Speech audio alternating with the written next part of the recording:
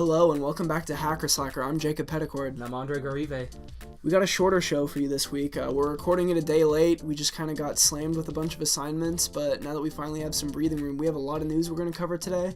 Yep, life of college students. Yep, and then next week we have a really good show coming up for you guys. We have an interview with Derek Marr from Pathrise. It's a YC company about, and what they do is they're basically a accelerator for college students trying to find tech internships. So this week our episode's going to be a little lighter, but get ready for that big show next week. Yeah, so we've got actually quite a few news stories. So we haven't gone all that much into the news in the past few weeks, but now we have a lot of really good news stories, and I'm excited to talk about these. Yeah, I don't know if we're just playing catch up or if there was just a lot happening in this last week, but there's been a lot of interesting things going on. It did seem like every other news alert I got this week was about tech, which is weird because the midterm elections happened this week too. So you would think you'd get fewer percentage of tech news stories, but I actually felt like I was getting tech news all the time. Yeah, there was actually a lot of tech news about the midterm elections. Like a lot of the ride-sharing companies were offering free rides to the polls, a bunch of stuff like that. I kept seeing. It was interesting because there was really good turnout too. So it would be interesting to see how much those affected turnout. Yeah. Maybe people have like interesting like data reports on that kind of thing afterwards to see how effective that sort of stuff is, but it was kind of cool just like seeing. I felt like this is like, maybe it's just now that I'm old enough to vote, but it seems like this has been the most like prevalent election day for like midterms in a long time. Absolutely. My social media was swamped, and I had been planning on voting. It's the first time I could actually vote in an election, so I had been planning on voting for quite a while, but I felt like some people I knew that I wouldn't have thought would vote were voting, and that was probably a really good thing. Yeah. So one of the companies that was offering like a special elections day thing, I think was Uber. I think they were offering like discounted or free rides to the polls. I know Lyft was offering free rides. Yep. And like Lime was doing the bikes, but Uber's actually the subject of our first story this week. They are resuming their self-driving car testing. So you might remember earlier this year there was an accident where a self-driving Uber car fatally injured a pedestrian as it was doing its tests. And that was a situation where because the driver was just used to sitting there and letting the car do its thing, it didn't react quickly enough when a pedestrian came out of the dark, and it ended up in a tragedy. So now they're resuming that self-driving car testing. They said that the previous test, or the previous accident happened because it failed to trigger the brake earlier, but that's something that they say that they've dealt with, and they're accounting for the employees having a slow reaction time by doubling the amount of employees in the car. There'll be 2 employees, and instead of just a certified driver, they'll be certified for this type of testing. So it seems like they're moving in a positive direction with this sort of thing. Yeah, I mean, all of what Dara's been doing has been, in my opinion, positive for Uber. Their image has definitely been getting better, especially since late 2016 into 2017 with the whole scandals of employee treatment and Travis Kalanick and just all of that kind of created an avalanche against Uber, and I really think Dara Khosrowshahi has been a really good CEO for them because he knows how to run the company. Yeah, he's definitely been projecting a pretty positive image about the company, which is something that they really needed. And so with this kind of comeback in self-driving, it'll be interesting to see how the race, like who ends up getting there first, like the driverless taxi service. Wameo says that they are going to launch their commercial self-driving taxi service later this year, which is crazy. Wameo, if you don't know, is the Google subsidiary, and they're kind of ahead of the game in the self-driving car industry right now. Yeah, so when I was at the Google campus this summer, I saw Waymo cars all over the place. You just like look around and there are cars just driving by themselves around the campus. And you're like, oh my god, that's ridiculous. Why are these cars just driving themselves? And then you realize, wow, they're getting a lot of test data just by driving it around all the time. So even in like the city of Mountain View, there are a lot of self-driving cars just kind of going around. And it's crazy because here in Lincoln, Nebraska, if you saw a self-driving car, 30% of the town would be trying to follow it. Yeah, I think that the three big players in the self-driving car game right now are obviously Google and Uber, and then Yeah. also Cruise, which is it's a startup. I'm pretty sure it's backed by GM, but like they're the other big leaders in terms of like developing self-driving like cars, and like plugging those into existing cars.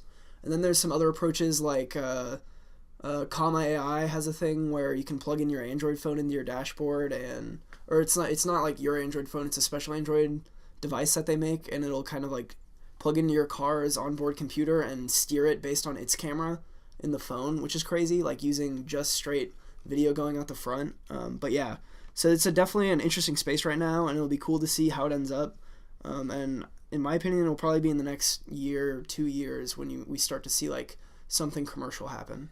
Yeah, so one of the most interesting things for me is that Google is one of the companies, or rather Alphabet, in the best position to create this self-driving car ride-hailing service, a taxi service, whatever you want to call it. They have Google Maps and Waze, which allow people to get around super easily, and that can be done completely natively. They have Waymo, which is leading the charge in self-driving cars, but they don't have a ride-sharing service yet. Back in February, when Waymo had sued Uber over some proprietary technologies being stolen from them via an employee being hired away,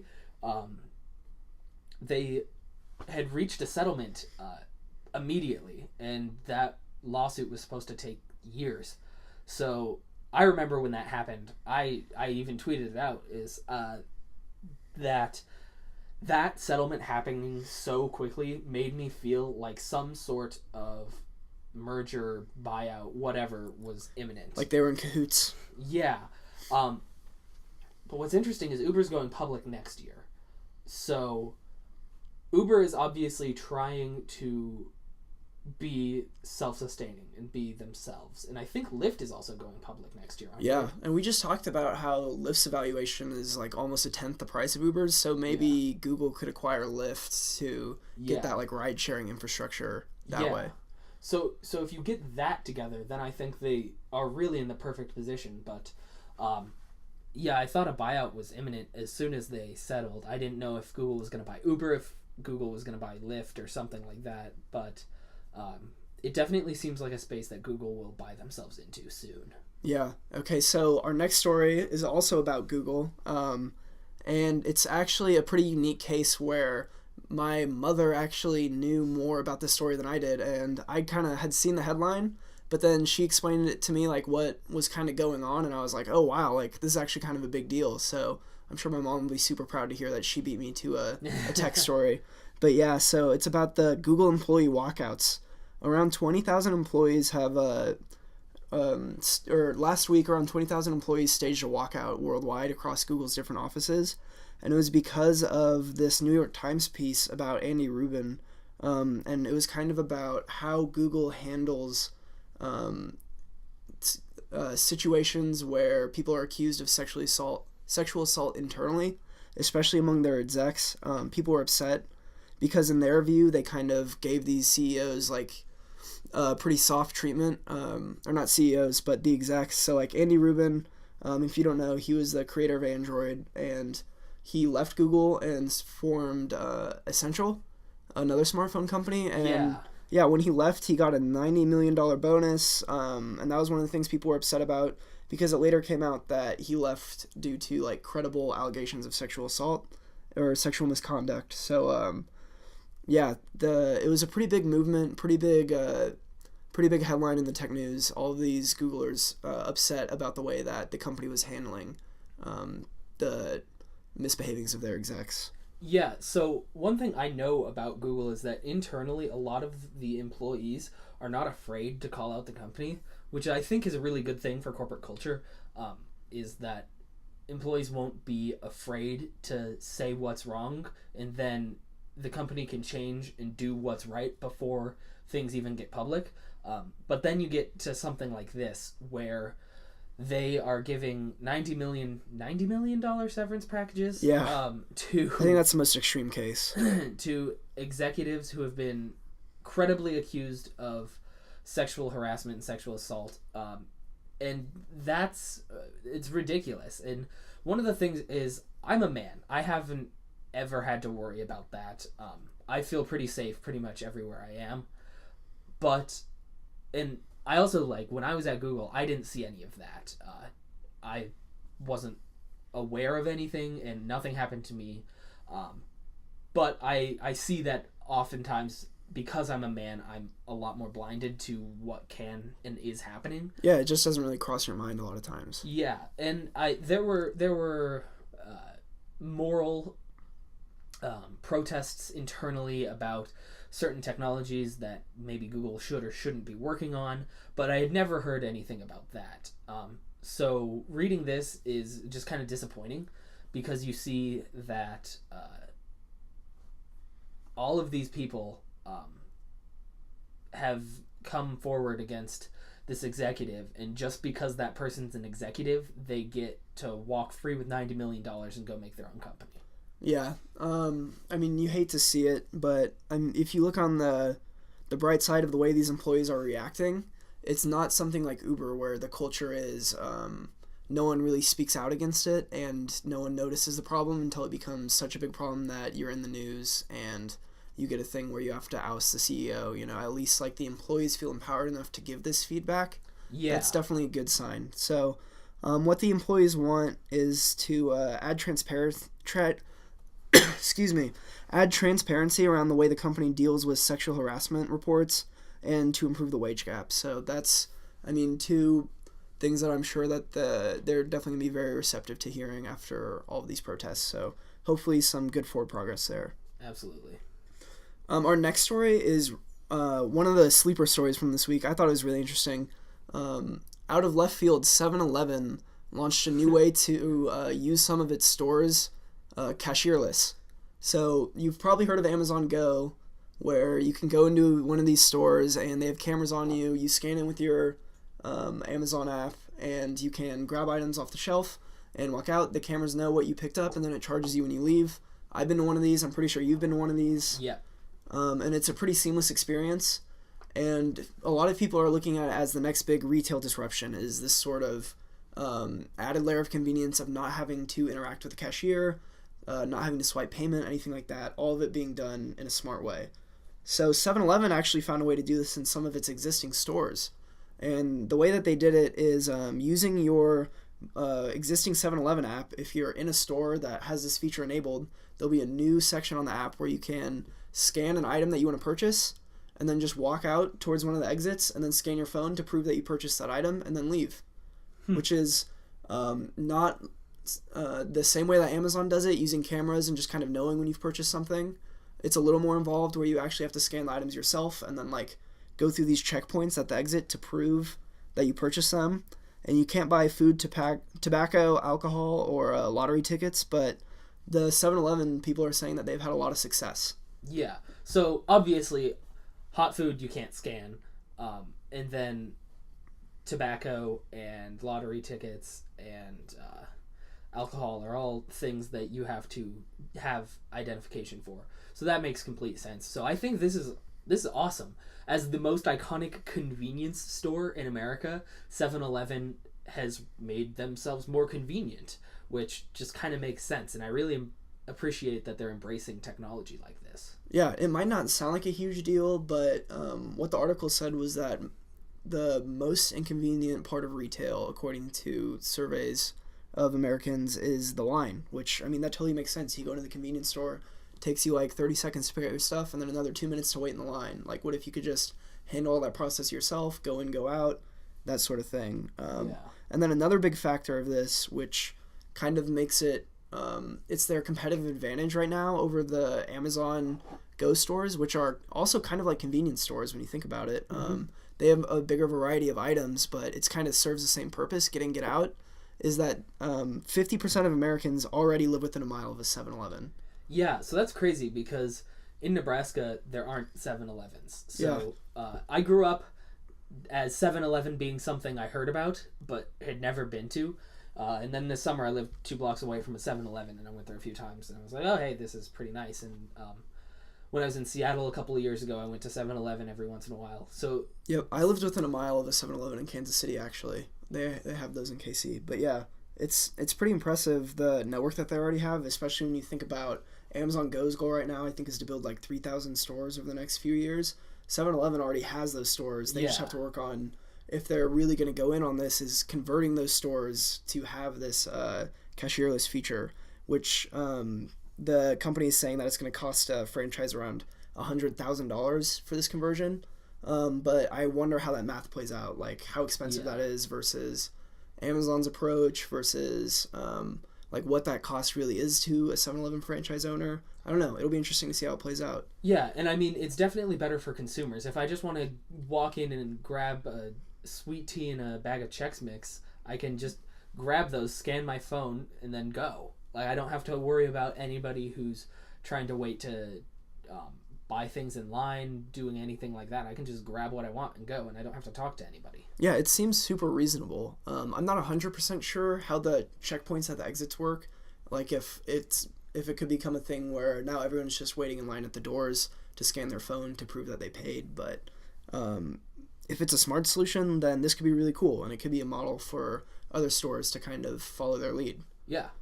And so, speaking of convenience, Amazon is trying to get more convenient for consumers during the holiday season, and they've announced free shipping for the holidays. Yeah, no minimum purchase for this. So whatever items you're buying for the holiday season, I'm not sure the details on exactly when it starts, but the idea is around Christmas time, free shipping store-wide, which is kind of crazy when you think about the volume that they deal with. This is in the U.S., but when you think about the volume that they deal with, they're giving up a lot of profit doing this. Absolutely, but they are trying to compete with like Walmart and Target, and then also brick and mortar stores, where traditionally getting gifts is instant. And Walmart now has free 2-day shipping for everything without a membership. So they are trying to compete there. What's interesting is Amazon can just bleed money all the time. That's true. Yeah, I mean, that's kind of what they're famous for, is doing a bunch of like loss leading activities. And this one is kind of coming at a necessary time because their stock actually recently just took a hit when they announced their earnings. They were reported lower than expected projections for this holiday season, and the holiday season is one of Amazon's most profitable times of year, so investors were pretty concerned about that happening, wondering why that they would report lower earnings, but this is probably a strategy to boost those numbers back up. Oh yeah, I'm sure, because a lot of people I know will be getting gifts off Amazon, but then they'll be like, oh my god, I don't have Prime, or this item isn't Prime, I can't get this shipping, and then it takes 3 weeks to ship, but they buy it in mid-December, and it just doesn't work for them. Okay, so next we're going to talk about Amazon's plan for HQ2, something that's been in the news a lot this year. Yeah, so ever since they announced the search for this, I've been super interested in trying to figure out where it was going to be, and I would say by maybe, I don't know, May or so, I was convinced it would be either New York or DC, and turns out I was right on both accounts. Yeah, so they're actually, it's almost like Amazon HQ2 and 2.5. They're having it in 2 different locations. They're going to split it up. Yeah, so I've talked about them before, but there's a NYU professor named Scott Galloway whose YouTube videos I watch, and he was talking about when a giant corporation makes a new office, it's all about where their CEO wants to spend more time each year. So you look at places like Louisville, Kentucky, or Detroit, or Miami, and places where it wouldn't quite make sense for Bezos to want to be spending a ton of time there. But New York and DC makes a lot of sense. Amazon's biggest block in becoming an even bigger company in the next decade is going to be legislation. So if they're in DC, they have a much easier route to lobbying to politicians and making themselves a bigger factor in politics and being able to not have quite as much regulation on them. And then also New York, because Bezos likes New York. New York's a great tech city. So yeah, it'll be interesting to see what the actual effects of these are. Yeah, one interesting point of view is that some people are saying that a lot of Amazon's publicity around HQ2 has been to try to drag out tax benefits and Yeah. more benefits for the company. And some people are saying this decision to just have two headquarters will drag that out even further. So now that even as they're building the headquarters, deciding how they're going to allocate, make which one bigger, they can make the two cities continue to compete for each other. Yeah. It's kind of not a great thing for them to do because they don't need the tax benefits. They don't pay taxes in the first place. So it'd be nice to see them not be draining tax benefits for like schools in DC by trying to get tax cuts, but it's gonna happen because companies want them to be there.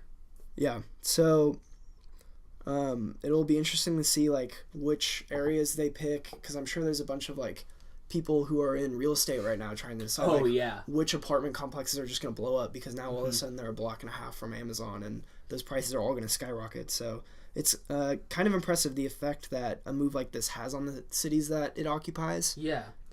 And what's weird is they're not even moving their main headquarters. It's not like they're picking up from Seattle and going somewhere else. They're just building another HQ2, and it's going to be massive. Yeah, the move to New York makes a lot of sense. I was in their offices a couple weeks ago in Seattle, and their entire campus is in a few skyscrapers. So it's kind of unlike a lot of the other tech campuses. If you go to Google like you were, or Facebook, or Microsoft, it's like kind of corporate parks where you have buildings that are like no more than like 5 or 6 stories, and then it's kind of spread out across the campus. But Amazon, it's like just several skyscrapers, and your team's on your floor, and the other teams that you need to talk to are on either your floor or the floors right above or below you. And it's kind of a different way of doing things, and they'll probably continue that style in New York. Especially in New York. Yeah, have something totally different in DC, because you just can't have skyscrapers there, but yeah. Yeah, I would be interested to see how much space, because we say DC, but they're going to be in Arlington, Virginia. Yep. Basically DC. So it'll be interesting too, because of the college recruiting that'll happen. There are a lot of good schools in both New York and DC, so I'm sure there'll be more interns and more employees coming out of colleges like that, and then more interest in going to those universities. So we'll probably have more follow-up about this next week or the week after that when this becomes official, because it's just a pretty strong rumor right now. But now we're going to move on to our last story. This is definitely the craziest story of the week. It totally caught me off guard. Samsung unveiled a foldable smartphone prototype. Yeah, so I got the notification. Samsung has announced their foldable smartphone, and I laughed because I was like, "That's not real." Yeah.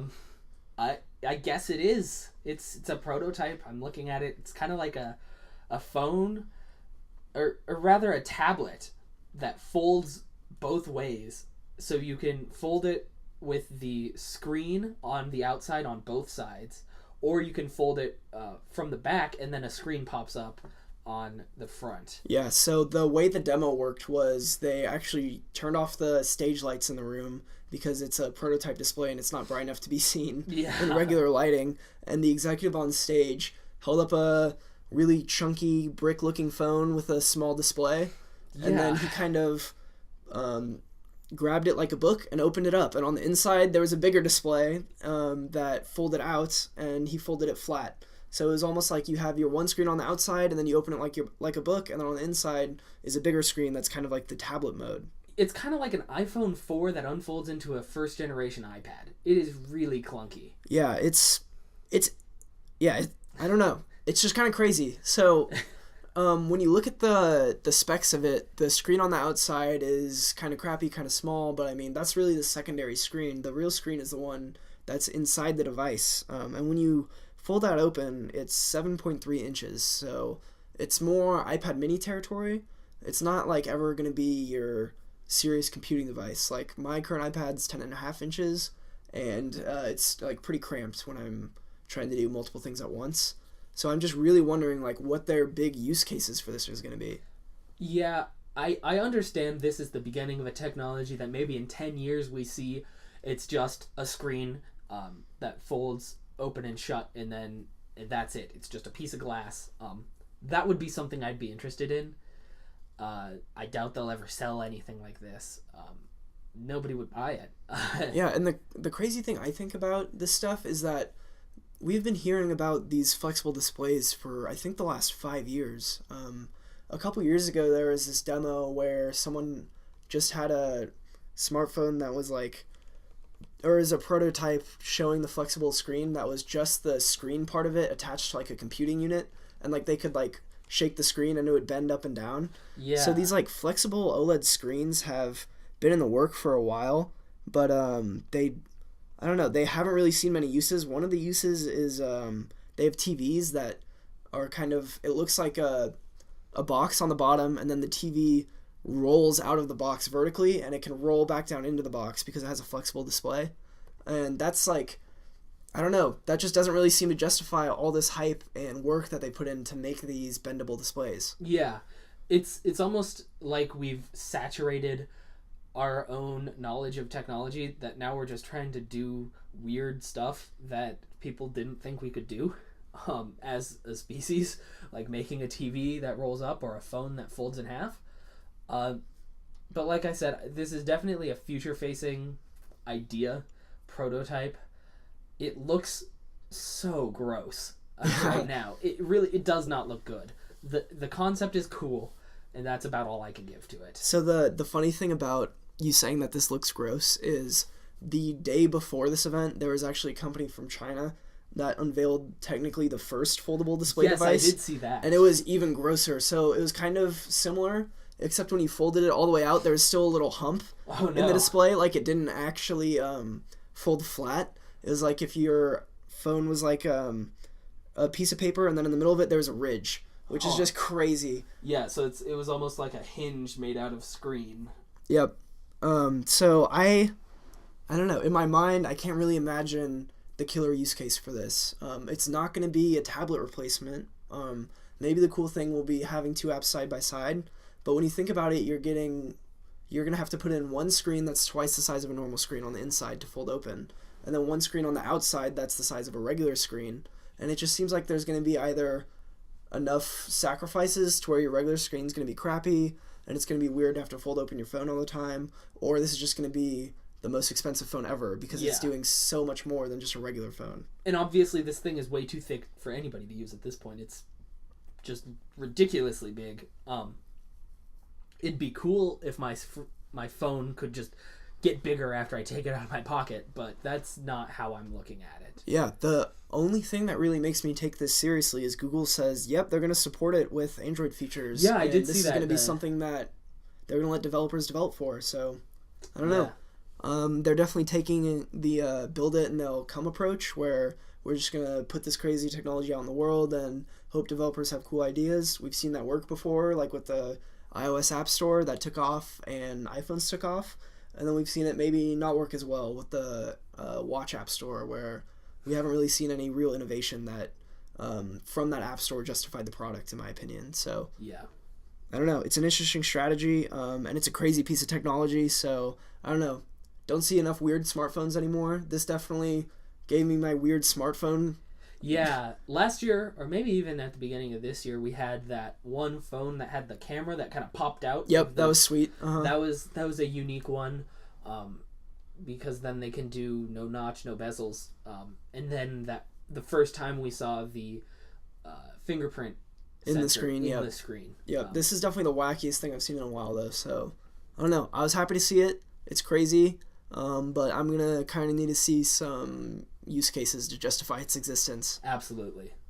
All right, so I actually did want to tack on one more news story that I had seen earlier today on Twitter, and then I actually just saw it here linked in that last foldable phones article on The Verge, was that the Chinese state-run press has created an AI anchor based off of one of their own anchors that speaks in English. So I'm interested to see what the implications of this are. Have you heard about this? I have not. This is the first time seeing it. Yeah, so I saw it on Twitter earlier today, and I was like, oh, well, that's neat. And then it's just like, it's like a guy talking, and he's speaking in English, and they said the voice and like appearance are based off of one of their own anchors, but I'm not completely sure what they mean by it being an AI anchor, because if it just talks, that's not AI. So I'm wondering what that actually means. It sounds like a very interesting propaganda delivery vehicle. Yes. I mean, if anything else, they're gonna. I mean, that's super Orwellian. You just have your your fake anchor kind of delivering your propaganda on multiple screens on multiple stations, 24 hours, telling you what the government wants you to hear. It's pretty classic China, but it's a pretty cool use of technology as well. Yeah. So it'll be interesting to see that, but the thing is, I would think the reason they're calling it AI is that they have this body programmed that will change facial expressions and speak based on what it's saying. But I'm not completely sure what actually makes this AI, so we'll see. So a fake person reporting fake news is about as 2018 as we can get. Yeah, and the underlying technology that I'm assuming is behind this is actually been one of the more interesting technical developments over the last few years. Is the kind of using machine learning to make new video from existing video. So like compositing, probably what they did with this anchor is made him make a bunch of facial expressions and then built up a library that then they could then feed words to and make it look like he was saying it with different pronunciations and different expressions on his face. Yeah, because earlier this year we had that whole controversy over deepfakes. Yep. Where you could basically put anybody's face on any other person doing anything else. Yep, and that combined with Adobe demoing a product where they could take, I think it was like 45 minutes of someone talking, and then from there just let you type into your computer and have that person's voice say whatever you just typed. Yeah. So all of this stuff is definitely kind of amping up the fake news arms race. Yeah. But this is definitely an interesting use of it to deliver that news in the first place. So, yeah. I don't know, trying to keep being crazy. Yep. All right, so like we said earlier, we don't have any deep dives today besides just talking over these news stories, but they were actually pretty interesting this week, and so it's a bit shorter. We've been pretty busy. Next week is going to be really great. Hopefully we'll get it out on Thursday. I might be able to even get it out by Wednesday because we'll be recording a little earlier for the interview, and I'm really excited for that one, and I'm sure Jacob is too. So anything else? Nope, I think that's it. Join us next week for our interview with Derek Marr. We'll see you then, and thanks for listening. All right, bye.